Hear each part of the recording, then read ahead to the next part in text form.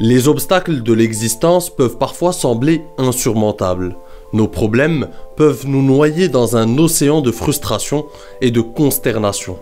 Nos pensées peuvent se maquiller en noir et cultiver notre souffrance. Et pourtant, la vie a le don de nous rendre plus forts lorsqu'on affronte l'insurmontable. En tant qu'homme, nos problèmes sont nos challenges et notre souffrance est l'allié de notre évolution. Nul homme ne peut espérer améliorer sa vie en étant à l'abri des difficultés inhérentes à son parcours. Toi, qui regardes cette vidéo, tu as sûrement traversé bon nombre d'épreuves avant d'être là où tu en es aujourd'hui. Et ces épreuves ont sûrement été la source de nombreux enseignements, j'imagine. D'ailleurs, en tant qu'homme, nous sommes jugés à travers nos accomplissements. L'univers ne nous doit rien, la société non plus. Seul compte notre résilience, notre ambition et notre réussite. Nos accomplissements sont le fruit d'un affrontement constant de nos peurs, de notre paresse, de nos pensées limitantes, de nos mauvaises habitudes et de nos limites. Et ces dernières ne peuvent être repoussées qu'en sortant régulièrement de notre zone de confort, qu'en allant à la conquête de nos rêves, qu'en se fixant des objectifs et qu'en passant massivement à l'action. À l'inverse de notre parcours académique, la vie a cette particularité de nous livrer ses enseignements après nous avoir testés d'abord. Mais par le biais de cette vidéo, je compte te partager 4 leçons que j'ai apprises au fil de mes mésaventures professionnelles et amoureuses. 4 leçons que je considère être des réalités fondamentales que tout homme devrait connaître. Sans plus tarder, voici le premier enseignement que j'aimerais te partager et qui te sera d'une grande utilité dans ta vie amoureuse. Le meilleur moyen de garder une femme est d'être prêt à la perdre. Aussi surprenant et paradoxal que cela puisse paraître, être conscient du caractère éphémère des relations humaines est une force. Être conscient qu'une relation peut cruellement et subitement voler en éclats est une force. A l'inverse, s'accrocher pitoyablement et s'investir plus que nécessaire avec une femme est une faiblesse. Par s'investir plus que nécessaire, j'entends s'investir plus que la femme en question. Sois toujours un poil moins investi que ta partenaire dans cette relation. C'est le secret d'un équilibre harmonieux au sein d'un couple. Je te laisse écouter les paroles d'un grand monsieur à ce sujet. Je crois qu'un homme est un nomade, il est fait pour se promener, pour aller voir de l'autre côté de la colline. Je parle de l'homme, du mâle. Je crois vraiment ça. Et je crois que par essence, la femme l'arrête. Alors l'homme s'arrête près d'une femme et puis la femme a envie qu'on lui ponde un œuf, toujours. Toutes les femmes du monde ont envie qu'on lui ponde un œuf et je comprends ça. Et puis on pond l'œuf. Alors l'homme, il est bien bon, il est gentil. Il calcule infiniment moins que la femme. Je ne dis pas que la femme est méchante, je dis que l'homme est con. Voilà ce que je dis. Et l'homme, il reste près de cet œuf et alors il faut de la paille en dessous. Alors on met de la paille, l'homme il va chercher de la paille pour mettre en dessous de l'œuf. Et puis un jour il pleut, alors là, il va chercher de la paille et il fait un toit. Et puis après il y a des courants d'air, alors il bâtit des murs. Et puis après il reste là. Et l'homme est un nomade, et toute sa vie, l'homme, je crois, un homme normal rêve de foutre le camp des espèces d'aventures, quel qu'il soit, même si le gars est fonctionnaire depuis 40 ans, quand on le voit un soir et qu'il essaie de se libérer un peu, il vous dit, j'aurais voulu être pilote, j'aurais voulu être machin. Tous les hommes ont envie de faire quelque chose. Et les hommes ne sont malheureux que dans la mesure où ils n'assument pas les rêves qu'ils ont. Alors que la femme a un rêve, c'est de garder le gars. Lorsque ton investissement émotionnel est supérieur à celui de ta partenaire, tu la prives du challenge le plus important d'une femme en couple, celui de garder son homme.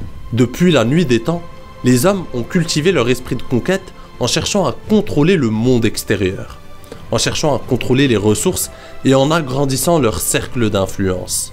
En somme, les hommes ont toujours été tournés vers le monde extérieur et sa conquête. D'où les multiples innovations, le progrès technologique, les révolutions industrielles, les guerres et les nombreux bouleversements qu'a connus l'humanité. L'homme a capitalisé son énergie dans la conquête de nouvelles ressources, ainsi que dans la recherche de solutions innovantes à des problèmes d'ordre technologique, logistique et politico-social. Dans ce contexte, les femmes cherchent quant à elles à garder les hommes que d'autres de leurs semblables pourraient s'arracher. Malgré que le contexte socio-économique au XXIe siècle place les hommes et les femmes sur un même pied d'égalité, dans l'inconscient féminin, seuls les hommes pourvus de qualités masculines puissantes sortent du lot. Des qualités telles que l'esprit de conquête, l'audace, le leadership, mais aussi des qualités sociales influentes telles que la persuasion et l'humour. Il en résulte que les hommes qui sont dépourvus de ces qualités ont tendance à se surinvestir dans des rôles féminins, tels que l'idéalisation du couple ou le fait d'avoir un investissement émotionnel supérieur à celui de leur partenaire. Et ça, les femmes le remarquent très vite. Loin de moi l'idée, cher ami, de te pousser à te désintéresser de ton couple. Je cherche plutôt à te montrer la nuance entre amour et besoin. Une femme veut se sentir aimée, désirée et en sécurité à tes côtés, mais ne veut absolument pas être le centre de ta vie. Ta vie doit être centrée sur tes objectifs, ta mission de vie et tes responsabilités d'homme. Une femme doit rejoindre ton univers et t'accompagner dans ton aventure en se sentant en sécurité à tes côtés. Le fait de t'accrocher pitoyablement à ton couple et de t'y investir plus que nécessaire, de te surinvestir dedans, parce que tu manques de vision et d'ambition dans ta vie, eh bien c'est le meilleur moyen de faire fuir une femme. Dès lors que tu vêtis ce rôle, ta masculinité en prend un coup, ainsi que le désir que te porte une femme.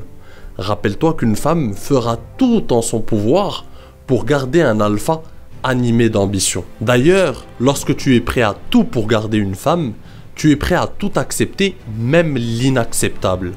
Et c'est le meilleur moyen de devenir esclave des caprices d'une femme, tout en perdant son admiration et son respect.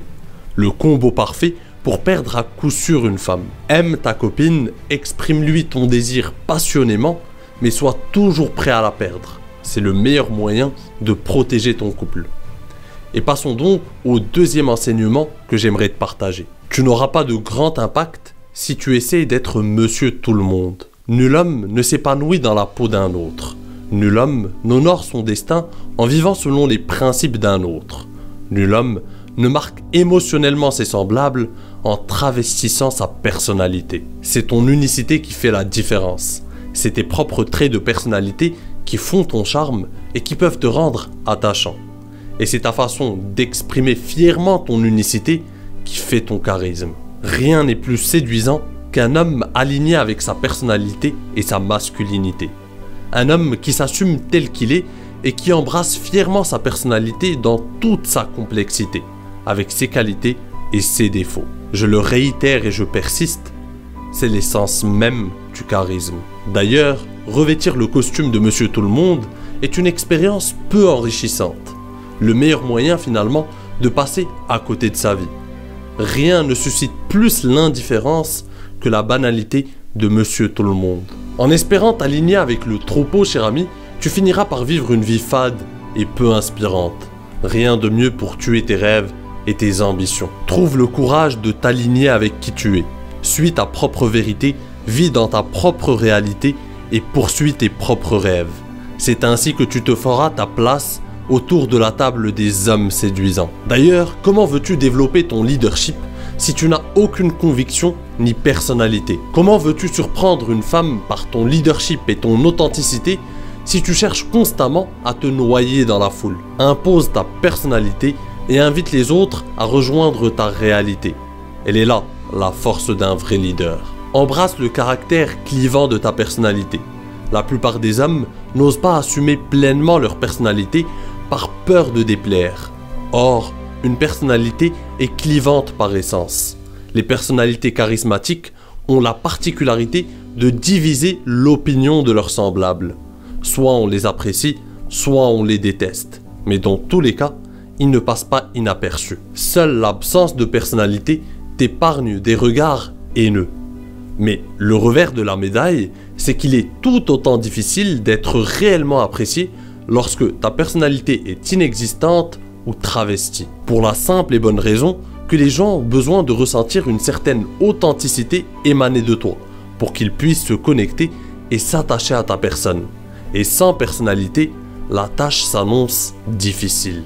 En cherchant donc à plaire à tout le monde et à tout prix, tu finis par ne plaire à personne. Et passons donc, si tu le permets cher ami, au troisième enseignement que la vie m'a offert. Le but du dating et de la séduction n'est pas de convaincre une femme d'être attirée par toi, mais de trouver celles qui le sont déjà. C'est une réalité que je te rabâche souvent pour la simple et bonne raison qu'elle est vitale. En agissant en décalage avec cette réalité, tu t'assures de manquer considérablement de réussite avec le sexe opposé. Malheureusement, la plupart des hommes finissent par perdre confiance en leur potentiel de séduction, parce qu'ils ont passé leur vie à tenter vainement d'attirer l'attention de femmes qui, de base, ne leur portaient aucun intérêt. Et pourtant, ces hommes s'obstinaient dans leur démarche stérile. Ils fondaient tant d'espoir en des femmes qui ne le méritaient pas et finissaient par cultiver une haine viscérale envers ces dernières. Tu l'auras compris, tout cela est le fruit d'une incompréhension profonde des mécanismes qui régissent les relations homme-femme. La réalité est simple. Le bon séducteur n'est pas celui qui arrive à séduire n'importe quelle femme. Ça, c'est un mythe. Le bon séducteur, c'est celui qui a l'œil assez aiguisé pour reconnaître celles qui lui portent un minimum d'intérêt et convertir leur intérêt ensuite. Une fois que tu as compris ça, tu as tout compris. De ce fait, je te renvoie à ma vidéo 5 signes qu'une femme est intéressée par toi. Elle est accessible juste là ou là. Cependant, les hommes ont du mal avec cette réalité parce que ça suppose qu'ils doivent s'investir dans leur développement personnel. Il faut développer des compétences sociales et des qualités masculines puissantes. Il faut développer son audace pour aller aborder des femmes et tâter le terrain. Il faut développer son leadership et sa confiance en soi pour prendre les rênes de l'interaction. Il faut développer ses compétences de séducteur pour sexualiser la conversation, créer une tension sexuelle et taquiner une fille. En somme, il faut donc se former et expérimenter longuement tout cela sur le terrain, ce qui par ailleurs est un exercice plaisant pour un homme séduisant. Or, l'homme moyen est paresseux, inintéressant et amoureux de la pleurniche. Il veut faire le moins d'efforts possible. Rencontrer une femme en swipant des profils sur Tinder, avachi sur son canapé. Échanger des banalités avec cette dernière et prier pour qu'une pauvre fille aussi désespérée que lui veuille bien combler le vide inhérent à sa vie amoureuse. Seuls certains hommes ambitieux ont compris que la séduction est une affaire de nombre, qu'il faut travailler sur soi autant sur le plan professionnel et physique que sur le plan des compétences sociales et de séduction. Ils ne prennent donc pas personnellement les rejets parce qu'ils ont appris qu'on ne convertit qu'un pourcentage des femmes qu'on a abordées. Ce pourcentage dépendra de 2 paramètres. L'intérêt initial qu'une femme te porte et deuxièmement, ta capacité à convertir cet intérêt en véritable désir. Ne me remercie pas, cher ami, ce n'est pas terminé. Il me reste un dernier enseignement à te partager. Mais juste avant, j'aimerais ouvrir une petite parenthèse. Si tu viens d'atterrir sur cette chaîne, la courtoisie impose que nous fassions les présentations. Je suis Kamal, tonton Kamal pour les intimes, et sur cette chaîne, nous travaillons à devenir des hommes meilleurs, à décortiquer les mécanismes qui régissent les relations hommes-femmes et à décupler ton potentiel de séduction par la même occasion. Donc si tu es animé par la même énergie que nous, je t'invite à t'abonner et à activer la cloche pour ne pas rater les prochaines vidéos. Tu seras le bienvenu parmi nous. Fermeture de la parenthèse, revenons-en donc à nos moutons. Voici donc, cher ami, le 4e enseignement que j'aimerais te partager. La vie et les femmes récompensent l'audacieux et méprisent le timoré. Prosper Crébillon disait « Le succès fut toujours un enfant de l'audace. » Et c'est à mon sens le plus grand enseignement que peut nous offrir la vie. Chanceux sont ceux qui l'apprennent tôt et infortunés sont les autres. À titre personnel, je ne dois ma petite et humble réussite qu'à mes élans d'audace, que ce soit dans ma vie professionnelle ou amoureuse. Toutes les belles femmes que j'ai réussi à séduire ont été le fruit de l'audace, et ce, même à des moments où je n'y croyais même pas. Et c'est la particularité de cette qualité qui peut être travaillée et développée à force de passage à l'action. On finit par toujours tenter sa chance. C'est ce que l'audace nous apprend. Toujours tenter sa chance, même si les probabilités jouent en notre défaveur. Tant qu'il y a un petit pourcentage de réussite, on y va.